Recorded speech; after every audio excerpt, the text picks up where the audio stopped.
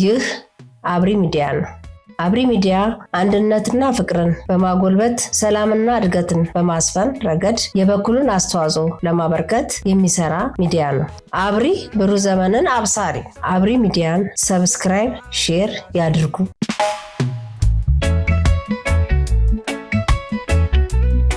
ሰላም ጤና ይስጥልኝ። አብሪ ሚዲያ አድማጭ ተመልካቾቻችን በያላችሁበት ጤና፣ ፍቅር፣ ተስፋ እንዳይለያችሁ ያለንን መልካም ምኞት እየገለጽን ወደ ዛሬው ፕሮግራም እገባለሁ። በዛሬው ፕሮግራም የአሜሪካ መንግስት ከፍተኛ የልዑካን ቡድን በኢትዮጵያ ተገኝተው ከመከላከያ ሚኒስትሯና ከቡድናቸው ጋር ወታደራዊ ስምምነት ተፈራርመዋል። በቀጠናው ባሉ ጉዳዮች ላይ አብረው ለመስራት ተወያይተዋል። በተጨማሪም በኢትዮጵያ አየር ኃይል 9ኛ ዓመት የጥቁር አንበሳ የአየር ትርኢት በሚታይበት ወይም ኤር ሾው በተካሄደበት ተገኝተውም ተመልክተው እዛም ላይ የተለያዩ መልእክቶችን አስተላልፈዋል።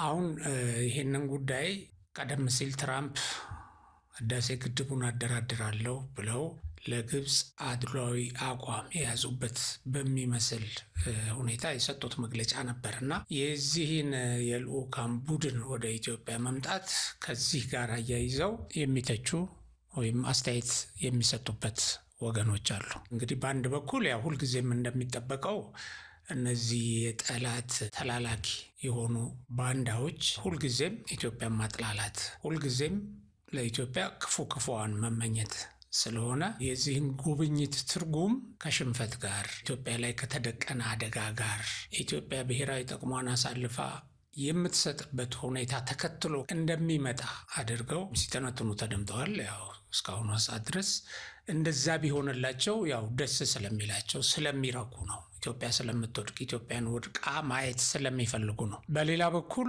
እውን ይሄ ጉዞ ለዚህና ለዚህ ዓላማ ብቻ ማለትም ከህዳሴ ግድብ ጋር በተያያዘ ኢትዮጵያ ላይ ተጽዕኖ ለመፍጠር አልሞ የተካሄደ ብቻ ነው? እንደሱስ የሚያሳዩ ምልክቶች አሉ። ከዛ ውጭ ግን የዚህ ቡድን ልዑካን የሰጧቸው መግለጫዎች፣ የአካሄዷቸው ጉብኝቶችና ንግግሮች ከኃላፊዎች ጋር ያደረጉት በተናጠል ይሄንን ነው የሚያሳየው ወይስ የሀገራቱን ትብብርና ስምምነት አሜሪካ ከኢትዮጵያ ጋር አብራ ለመስራት ያላትን ፍላጎት ነው የሚያሳየው ብሎ መጠየቅ ያስፈልጋል። ይህን እየጠየቁ የተነተኑ ወገኖችም አሉ።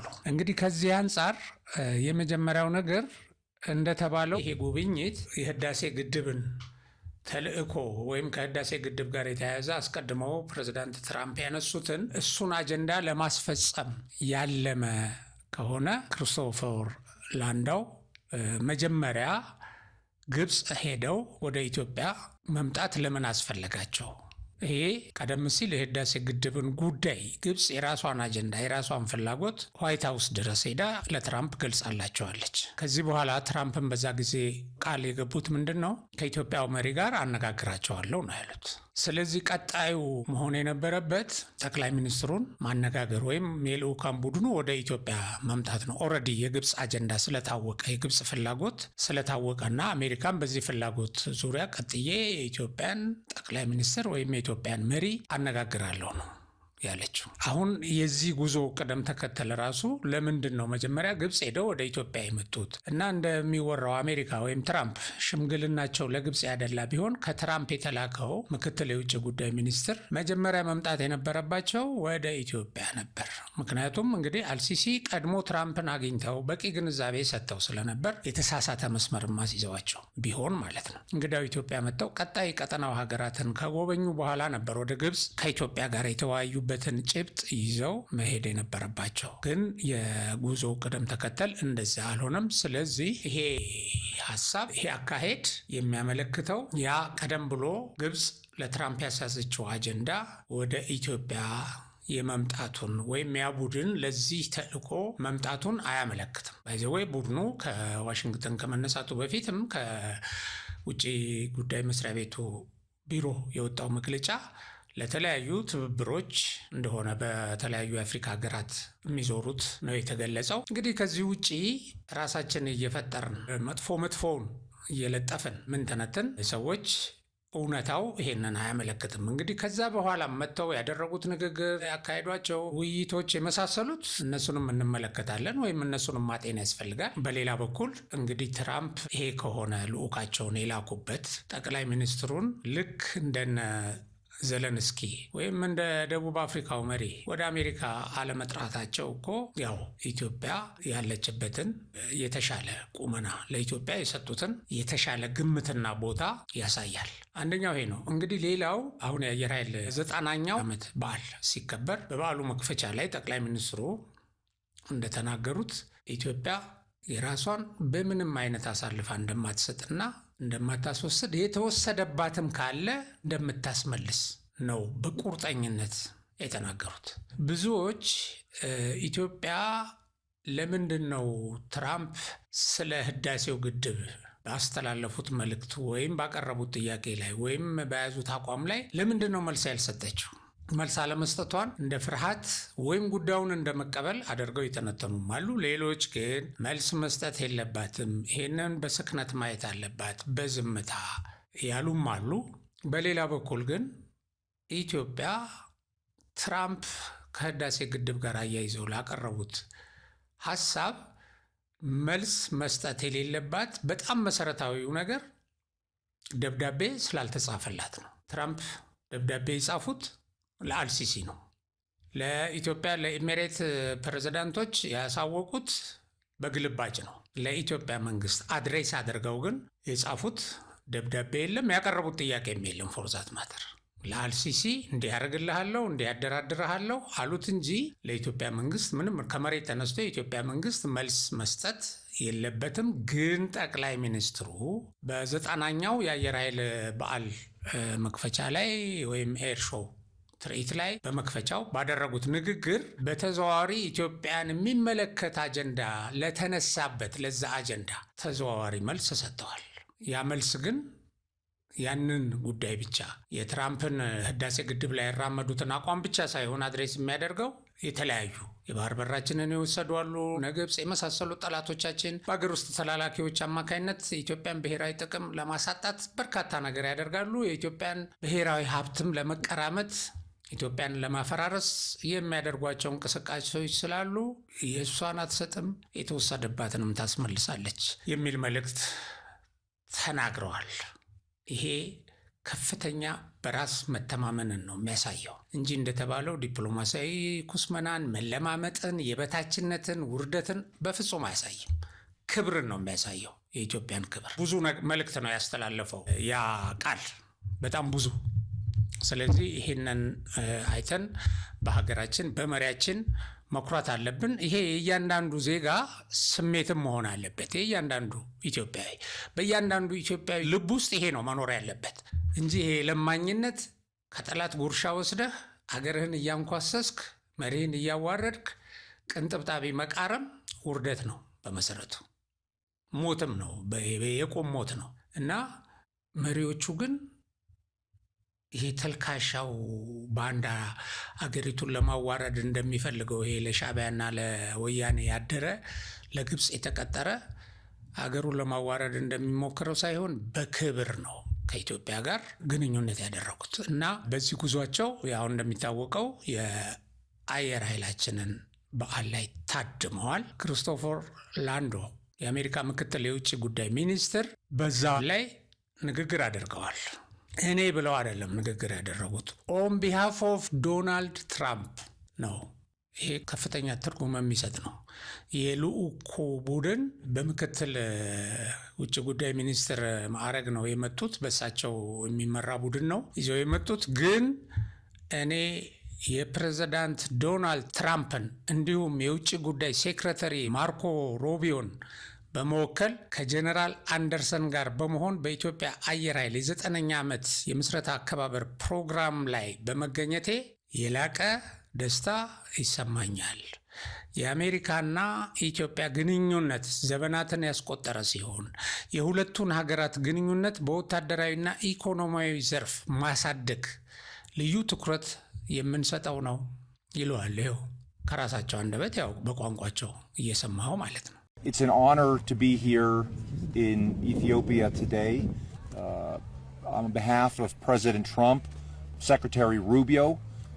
I've come here with General Anderson to reinforce the very traditional bonds between our countries, which go back the whole 90 years of the Ethiopian Air Force. It's a particular honor to celebrate this wonderful landmark event with you in Ethiopia and to participate in this air show, which we hope will only grow larger every year and bring even more American participation and be part of a deepening of relations between our country, both on the military perspective and on the political perspective.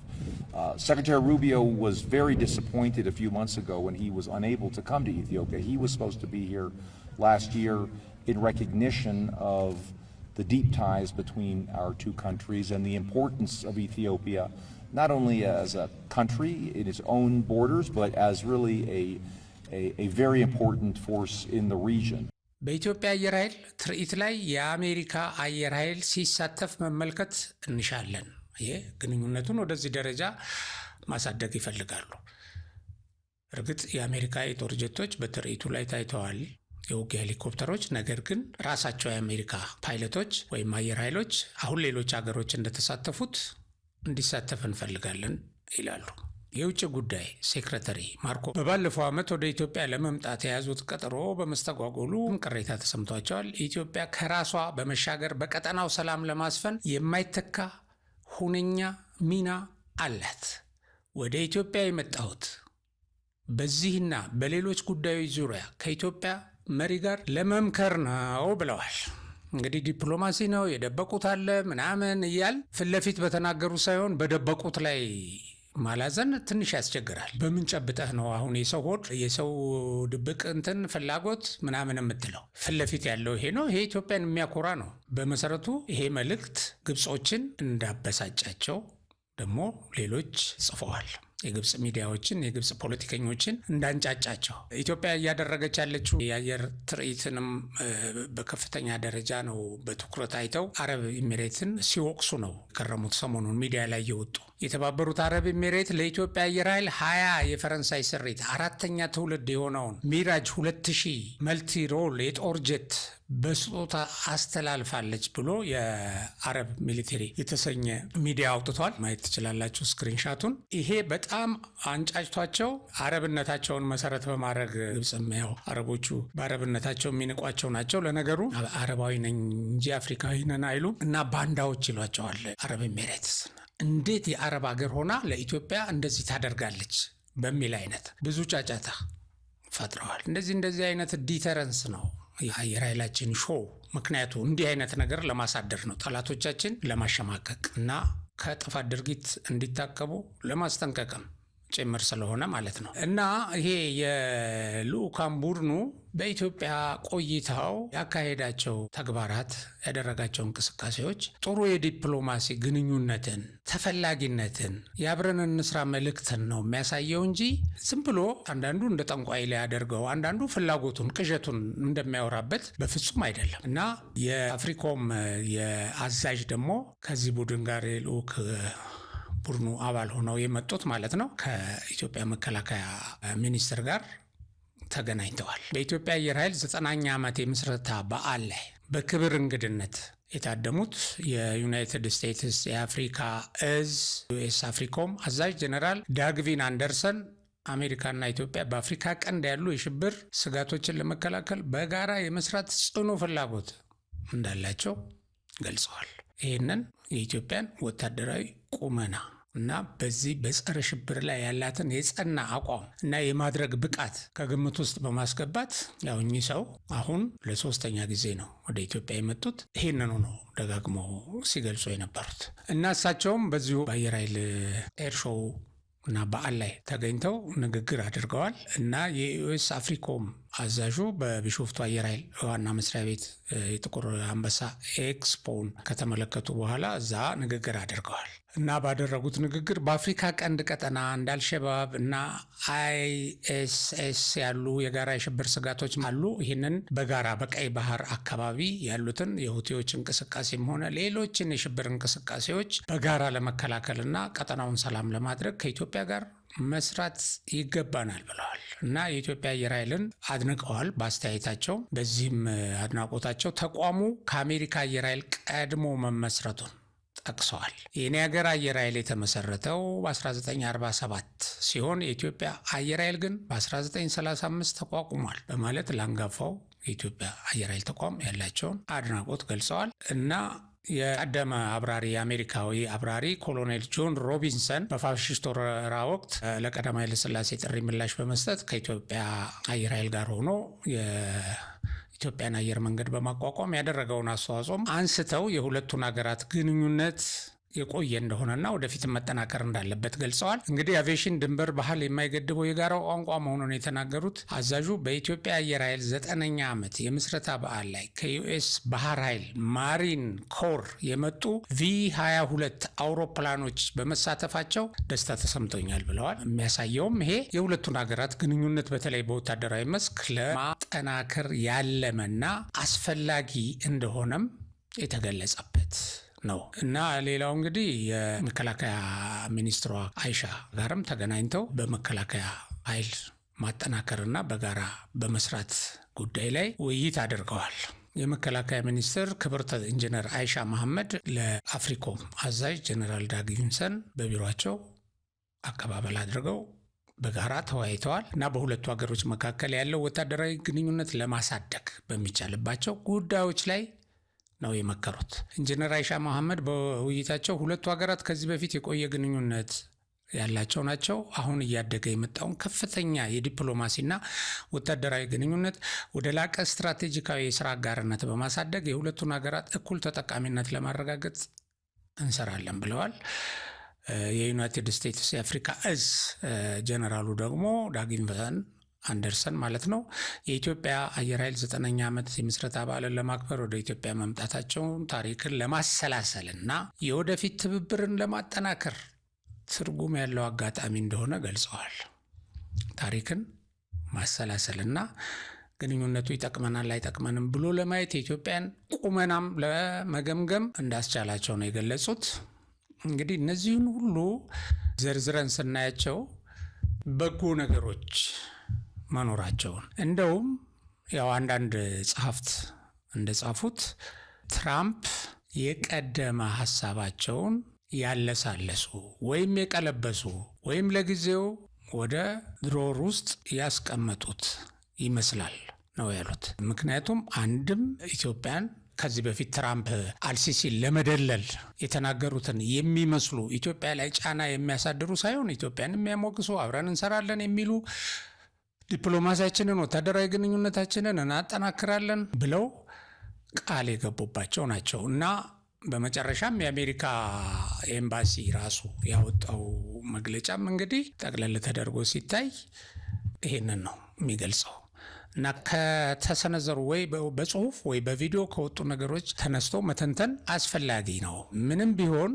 ከዚህ የተቃረነ ነገር ከበስተጀርባ ይኖራል ማለት አይቻልም እና ይሄ ነው እና የዩኤስ ኤምባሲ አዲስ አበባ ያወጣውን እንመልከት። ዩኤስ ዲፓርትመንት ኦፍ ስቴትስ ዲፑቲ ሴክሬታሪ ክሪስቶፈር ላንዱ ኤንድ ዩኤስ አፍሪኮም ኮማንደር ጀነራል ዳግዊን አንደርሰን ቪዚት ኢትዮጵያ ኤርፎርስ ሄድኳርተር ኤንድ ብላክ ላዮን ኤር ኤክስፖ አንደርስኮሪንግ ዩኤስ ኢትዮጵያን mutual security objectives in the region and a shared commitment to regional stability ሰብሰብ ስታደርገው ይሄን ነው የሚመስለው። ስለዚህ ይሄ ጉብኝት ይሄን የተጨበጠ ነገር የጋራ የሴኩሪቲ ላይ ቀጠናውን ጸጥታ በማስከበር ላይ በጋራ የሚሰሩበትን ኮሚትመንታቸውን ለመግለጽ ወይም ፈቃደኝነታቸውን ወይም ለዚህ ያላቸውን ተነሳሽነት ለመግለጽ ያደረጉት ግንኙነት ነው። ስለዚህ የኢትዮጵያ ከፍታ፣ የኢትዮጵያ ተፈላጊነት፣ የኢትዮጵያ ዲተር የማድረግ ብቃት ነው። ይሄ ዲተርስ ሲባል ሌሎች ሀገሮች ከኢትዮጵያ ጋር እንዲሰሩ ያደርጋል። ሌሎች ሀገሮች ኢትዮጵያ ላይ ጥቃት እንዳይሰነዝሩም ቆም ብሎ የማሰብ እድል ይፈጥራል። ስለዚህ ጠቅላይ ሚኒስትሩ በኤር ሾው መክፈቻ ላይ እንደተናገሩት ኢትዮጵያ ራሷን አትሰጥም፣ የራስሽን ትሰጫለሽ፣ እንደዚህ ያደርግልሻለሁ ለሚለው መልስ ነው ይሄ። የተወሰደባትንም ታስመልሳለች። ይሄንን ለማድረግ የሚያስችል ቁመና ገንብታለች እና ይሄ የአሜሪካኑ የልዑካን ቡድን አቋምም እንደዚህ አይነት ተስፋ የሚሰጥና ኢትዮጵያ ከታላላቆቹ ጋር ጥሩ ግንኙነት እንደምትመሰርት የእነሱን ትኩረት እንደምትስብ ስላየን በሀገራችን እድገት፣ በሀገራችን ቁመና፣ በሀገራችን ጥንካሬ እንኩራ። በዚህ የሚያፍሩ በዚህ የሚያንኳስሱ አሽከሮች ደግሞ ያው ተስፋቸው እንደጨለመ ይኑሩ። ኢትዮጵያ ለዘላለም ትኑር። ሰላም። በሌላ ፕሮግራም እስከምንገናኝ አብሪ ሚዲያን ሰብስክራይብ፣ ሼር፣ ላይክ አድርጉ።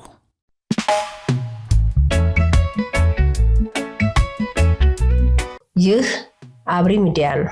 አብሪ ሚዲያ አንድነትና ፍቅርን በማጎልበት ሰላምና እድገትን በማስፈን ረገድ የበኩሉን አስተዋጽኦ ለማበርከት የሚሰራ ሚዲያ ነው። አብሪ ብሩህ ዘመንን አብሳሪ። አብሪ ሚዲያን ሰብስክራይብ፣ ሼር ያድርጉ።